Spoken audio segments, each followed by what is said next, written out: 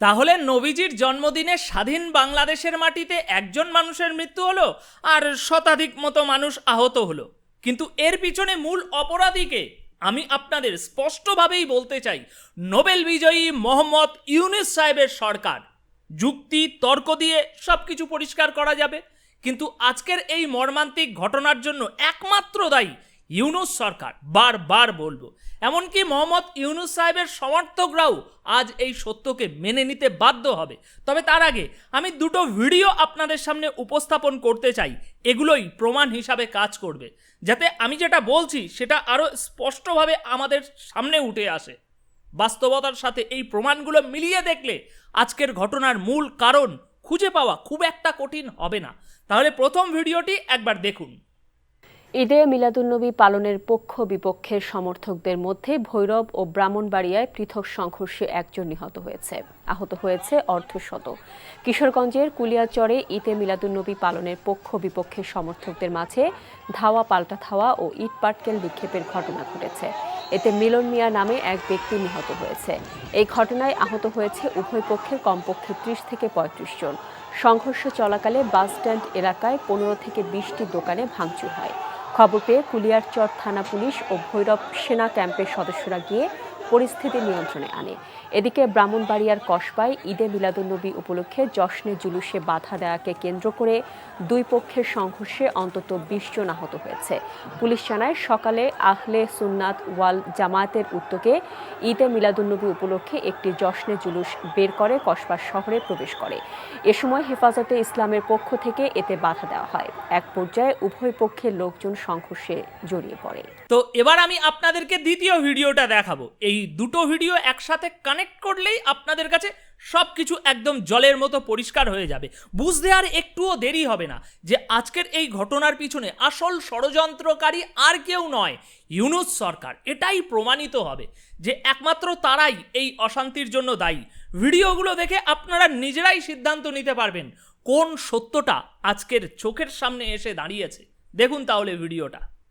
আমি ভারতকে সাবধান করে দিচ্ছি, যদি বাংলাদেশের দিকে এক পা বাড়াও, আমরা 7 সিস্টারকে বলে দেব, চায়নাকে বলে দেব, চিকেন নেক বন্ধ করে দাও। 7 সিস্টারকে স্বাধীনতার আন্দোলনে ঝাঁপিয়ে পড়তে বলো। কাশ্মীরকে বলবো, তোমরা স্বাধীনতার জন্য তৈরি হও। पाकिस्तान अफगानिस्तान से मैं कहता हूं कि तुम कश्मीर के साथ मदद करो, कश्मीर के आजादी के लिए काम करो। আমরা পশ্চিমবঙ্গের মমতা ব্যানার্জিকে বলবো, আপনি বাংলাকে মোদির রাজত্বের থেকে মুক্ত করে স্বাধীনতা ঘোষণা করুন। এভাবে ভারতের প্রত্যেকটা প্রদেশ, খালিস্তানি সেই শিখদেরকে বলবো, তোমাদের সময় এসেছে, এখনই তোমরা স্বাধীনতার ডাক দাও। সারা অঞ্চল থেকে এই হিন্দুত্ববাদী আন্দোলনকে ধ্বংস করে দিয়ে, ভারতকে টুকরো টুকরো করে দিয়ে ইনশাআল্লাহ এই তাওহীদি জনতা দিল্লির মসনদ পর্যন্ত আবার দখল করবে। এই কুখ্যাত জঙ্গি জসিমউদ্দিনের বিষয়ে পরে আসছি, আগে ইউনূস সাহেবের সাথে একটু বোঝাপড়া করে নিই। আচ্ছা ইউনূস সাহেব, আমার কাছে কয়েকটা প্রশ্ন আছে আপনার জন্য।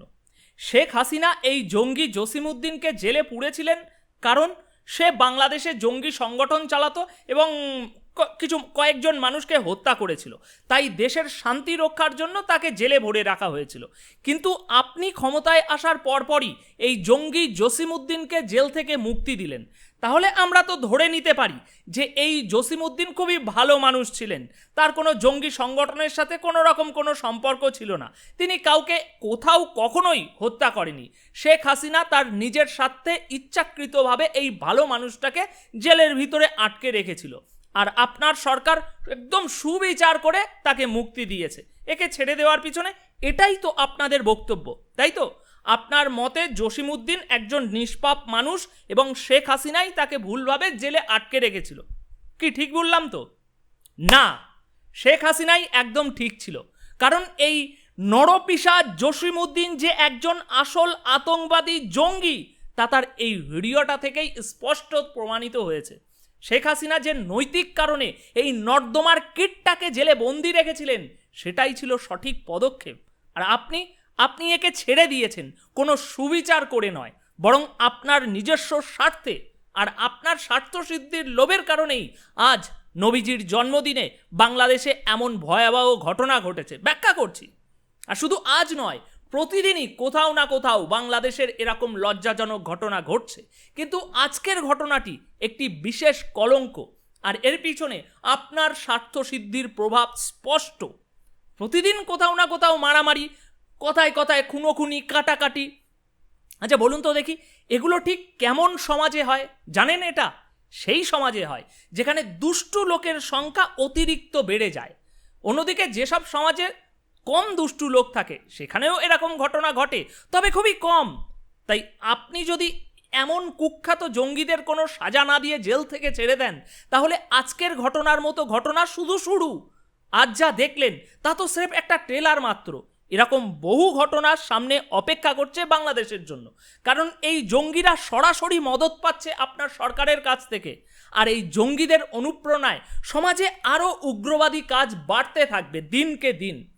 আপনি এই কুখ্যাত জঙ্গিকে জেল থেকে মুক্তি দিয়ে সমাজে একটি ভয়াবহ উদাহরণ তৈরি করলেন যে তোমরা যতই উগ্রবাদী কাজ করো না কেন, সরকার তোমাদেরকে খুব একটা বেশি সাজা দেবে না। এর মাধ্যমে সমাজে কি বার্তা পৌঁছাচ্ছে? যে অপরাধ করলে শাস্তি থেকে রেহাই পাওয়া যাবে, হালকা একটু শাস্তি খেতে হবে, ব্যাস বেরিয়ে যাব। আপনি এমন সিদ্ধান্ত নিয়ে শুধু জঙ্গিদের সাহস বাড়িয়ে দিচ্ছেন আর সমাজকে একটা বিপজ্জনক বার্তা দিচ্ছেন, অপরাধ করো কিন্তু শাস্তি পেতে হবে না। এর ফলে উগ্রবাদীরা আরও বেশি উৎসাহিত হবে এবং সমাজের শান্তি ও নিরাপত্তা চরম সংকটের মুখে পড়বে। আপনার এই সিদ্ধান্ত দেশকে ধ্বংসের পথে ঠেলে দিচ্ছে। এখন যদি এই জঙ্গিদেরকে আপনি প্রশ্রয় দিয়ে যান এইভাবেই, তাহলে বাংলাদেশে প্রতিদিনই কোথাও না কোথাও লাশ পড়বে, কোথাও না কোথাও রক্ত ঝরবে। আপনি এখন আর একেবারেই অস্বীকার করতে পারবেন না যে এই জসিমউদ্দিন একজন জঙ্গি নয়, কারণ সে নিজেই তার ভিডিওতে সেটার প্রমাণ দিয়েছে। এতটুকু বোঝার মতো ক্ষমতা আমাদের সাধারণ মানুষের মধ্যে আছে। ইউনূস সাহেব সে কি বলছে? সে বলছে আমি ভারতকে সাবধান করে দিচ্ছি, যদি বাংলাদেশের দিকে এক পা বাড়াও আমরা চায়নাকে বলে দেব চিকেন নেক বন্ধ করে দাও, সেভেন সিস্টারকে স্বাধীনতার আন্দোলনে ঝাঁপিয়ে পড়তে বলবো, কাশ্মীরকে বলবো তোমরা স্বাধীনতার জন্য প্রস্তুত হও, আফগানিস্তানকে বলছি তোমরা কাশ্মীরকে সাহায্য করো, পশ্চিমবঙ্গের মমতা ব্যানার্জিকে বলবো আপনি বাংলার মোদির রাজত্ব থেকে বেরিয়ে বাংলাকে স্বাধীনতা ঘোষণা করুন, খালিস্তানি শিখদেরকে বলবো তোমাদের সময় এসেছে, এখনই তোমরা স্বাধীনতার ডাক দাও। কোন লাটের মাঠে? তার এই কথাগুলো শুনে স্পষ্ট যে এই নর্দমার কীট ভারতের বিরুদ্ধে দেশকে বিভক্ত করার পরিকল্পনা করছে এবং আন্তর্জাতিক সহযোগিতার মাধ্যমে বিশৃঙ্খলা ছড়াতে চাইছে।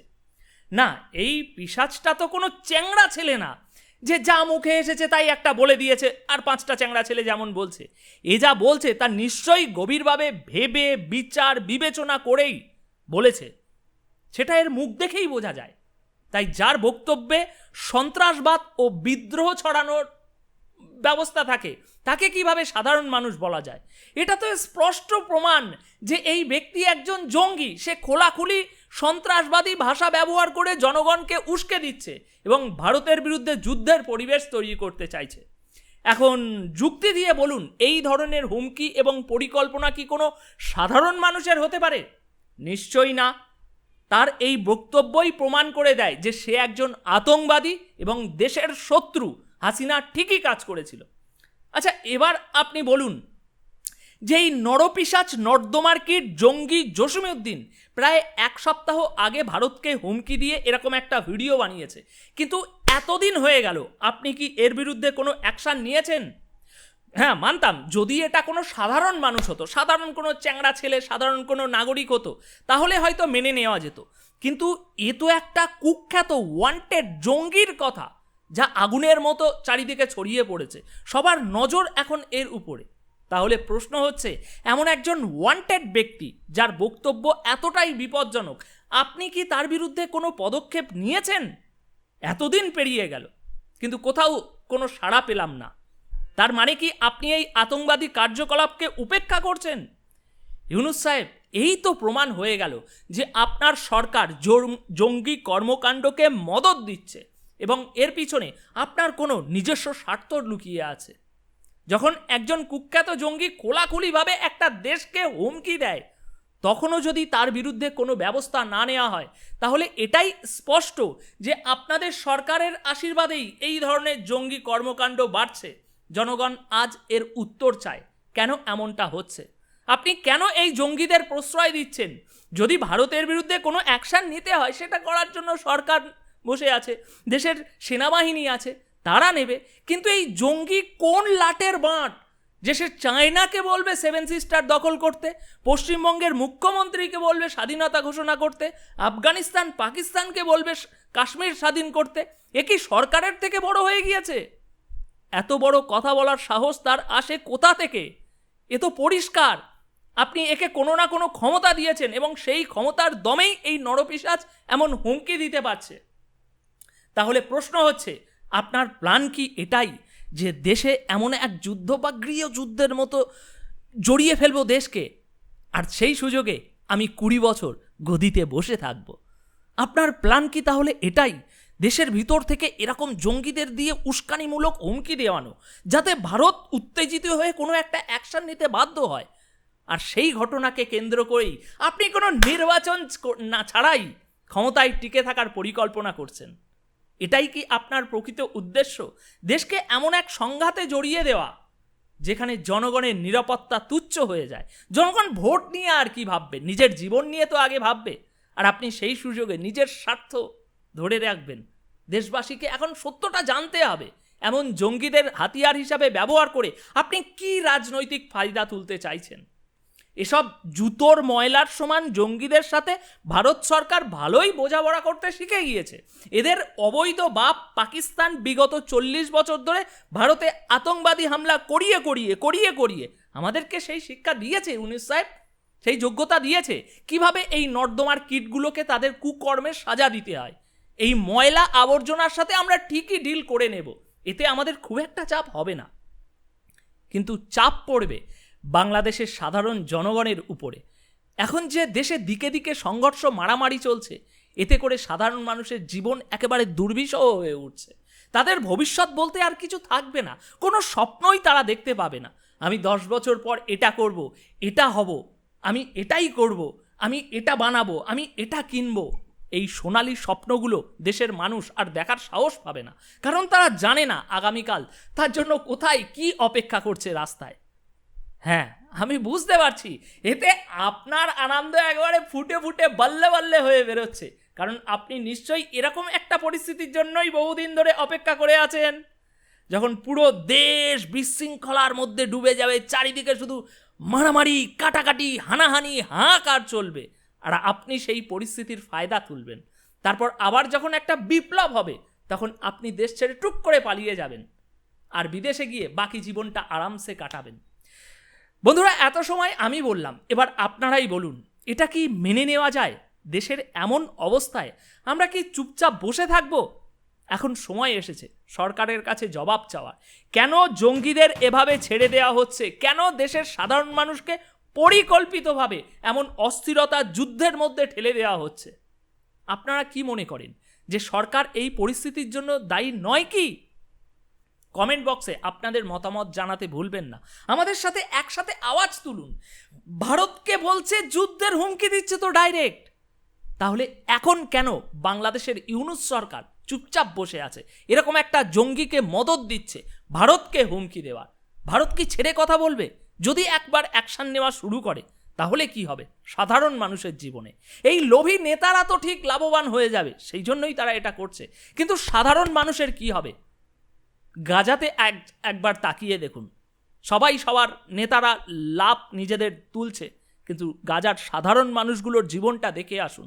100 বছর পিছিয়ে গিয়েছে ওরা আমাদের থেকে। সেই অবস্থাটাই কিছুটা একটা ছোট করে করতে চাইছে হয়তো ইউনূস সরকার। সরকার কি সত্যিই জনগণের সুরক্ষা নিশ্চিত করছে, নাকি তাদের সিদ্ধান্ত দেশকে আরও গভীর সংকটে ফেলে দিচ্ছে? এই প্রশ্নগুলোর উত্তর আমরা সরকারের কাছে জানতে চাই আজ। তাই এখনই কমেন্ট করুন এবং সরকারকে জবাবদিহিতার মুখোমুখি করতে মতামত প্রকাশ করুন। অনুপ তাহলে আপাতত এখানেই বিদায় নিচ্ছে। দেখা হচ্ছে আগামীকাল পরবর্তী এপিসোডে দেশের এরকমই চরম গরম কিছু খবরের ভিডিওতে।